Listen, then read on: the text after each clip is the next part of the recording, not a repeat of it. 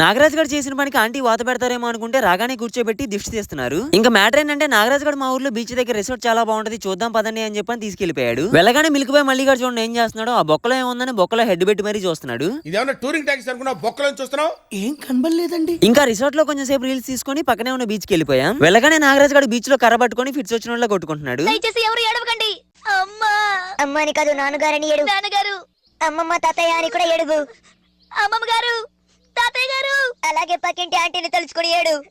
పక్కింటి aunty. Beach లో అలా తిరిగేసి తిన్నగా ఇంటికి వెళ్ళిపోగానే ఆంటీ మమ్మల్ని కూర్చోబెట్టి దిష్టి తీస్తున్నారు. మీకు కూడా మీ అమ్మ ఇలా చేసే ఉంటారు, చేస్తే మాత్రం కామెంట్ చేయడం మర్చిపోవద్దే. మమ్మల్ని ఆంటీ దిష్టి తీస్తుంటే అంకుల్ రియాక్షన్ చూడండి ఎలా ఉందో.